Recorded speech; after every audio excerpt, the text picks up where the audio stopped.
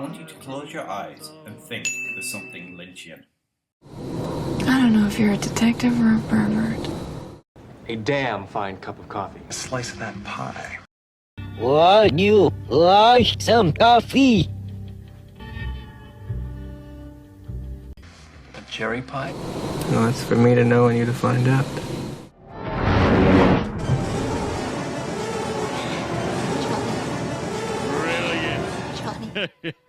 I have absolutely no idea what's going on. Of the many things that came to mind, I'm willing to bet that the Elephant Man was not one of them.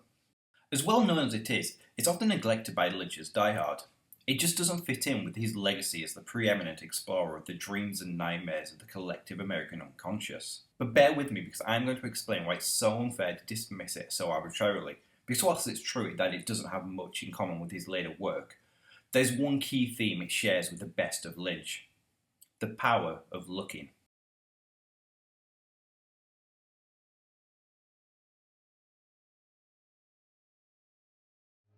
The psychological effect of voyeurism is that it robs those who are the object of the gaze of their autonomy.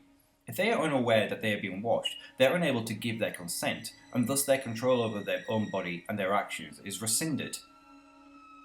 They're just the playthings of those who are doing the watching. In Blue Velvet, Lynch plays with these ideas of consent and autonomy to create an uncomfortable moral grey area. But in The Elephant Man, there's not even any pretense that those who stare should hide their gaze. So I want to look at how the film interrogates this idea, that the act of looking can also be an act of power. You will see something you'll never ever see again in your life. Throughout the film, we are consistently presented with situations in which Joseph Merrick, the so-called Elephant Man, is the object of other people's stares. Whether it be the audiences at the fair or the patients and doctors at the hospital, the film makes it abundantly clear that he's always being looked at. And the framing emphasises the effect of this, showing him to be cut off and isolated, alone, and in contrast, those who are doing the staring are nearly always shown as being in groups. This underlies how, when a number of people are gathered together, they can take on a group mentality, normalising their commonalities, and from there they can come to see any individual who's distinct from that group as different, and in the process, put other them and dehumanise them. Oh, yeah, it's horrible. It's horrible. It's fairly self-evident how this applies to the Elephant Man, both the real person, Joseph Merrick, and the film that was drawn from his life. However, it is vital to understand that when we see these people staring, these are not point-of-view shots. We do not see anything from their perspective, and the film does not allow its audience to join in this act of looking. And that is because Lynch understands the power of the point-of-view shot. Let me explain. In terms of film grammar, there's actually a very specific way to give the effect of a character's point of view. That is, it has to be a sequence of shots. Take this example from a director who casts a long shadow over Lynch's work. First, we see a character looking, then we see what they see, and finally we get their reaction. And though it can be more complicated and also simpler than that, this is the fundamental idea, and it's what Lynch uses in The Elephant Man. At the beginning of the film, we're introduced to Dr. Treves, and we understand that he's our protagonist because our journey through this scene is guided by his perspective, which is illustrated with a liberal number of POV shots. Like that one, or this one here, which complicates the pattern by using more shots, but maintains clarity through a consistent eyeline. And this is why it's such a prevalent bit of film grammar, because it's a very effective and a very efficient way to share a character's perceptual subjectivity with the audience. POV shots put us in the subjective place of the character. We share their perspective, we see what they see, and thus we are aligned to their experience. So from the beginning of the scene, pretty much the first narrative scene we get, Lynch establishes that this will be the pattern the film will be using to show a character's point of view. So in this scene, where Merrick is being chased by a mob, first we get an objective view of the situation, then we cut in and see people looking, which is followed by a reverse of Merrick. But instead of cutting back like this, we instead get a new shot, which is the last shot of the scene. And so it doesn't follow the pattern established at the beginning of the film, and we can't recognise it as a POV sequence. And the film does this all the time. Even with people who treat Merrick with respect, like Treves, we don't share their perspective. In this earlier scene where we and Treves first encounter Merrick, we expect to be able to see what he sees as it follows the scene at the fair. And things start conventionally, with a medium shot of Treves looking off screen. Then we cut to a reverse, showing us what he sees. When the curtain is drawn back, we cut in for a closer, more emphatic shot.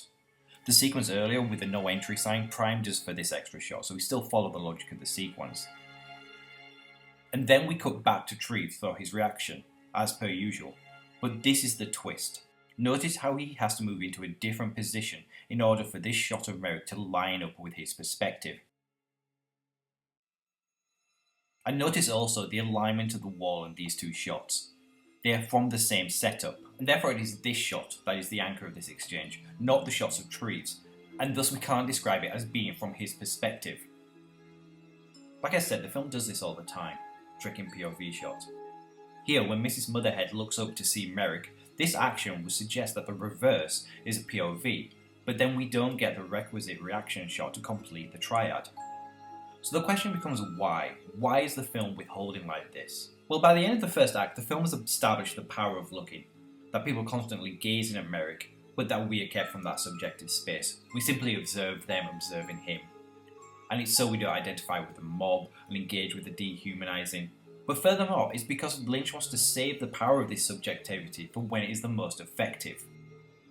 In the first act, the audience has been aligned to Treves, and thus our understanding of Merrick is limited to Treves' understanding of him. You ever mentioned his mental state?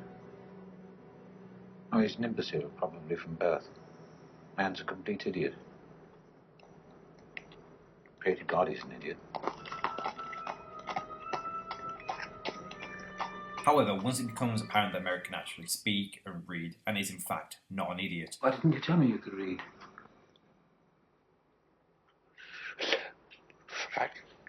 The film moves away from Treves and switches his viewpoint from Merrick. And this shift in perspective is reinforced by the fact that from this point onwards, the only POV shots we get are those of Merrick himself.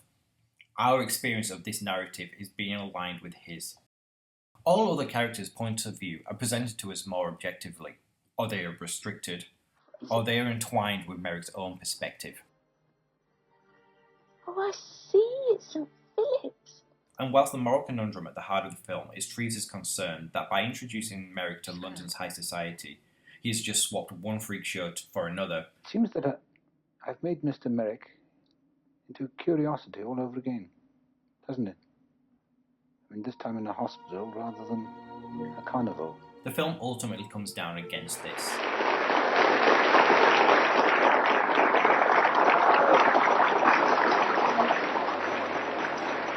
The Elephant Man is famous for the amount of pathos it is able to create for the character of Merrick. And whilst it is true that his story is innately sad, we have to acknowledge the effect of the simple but subtle decisions made by Lynch, his cinematographer Freddie Francis, and editor Ann Coates, to limit the amount of subjectivity on display. By so doing, we are aligned to Merrick. We see this narrative, his narrative, from his own point of view, and we empathise because we are sharing his subjective experience. Merrick is not a thing. I am not an animal! Or an animal. He's a human with a consciousness and a perspective and a point of view, and it is filmmaking choices such as these that allow us to recognise that.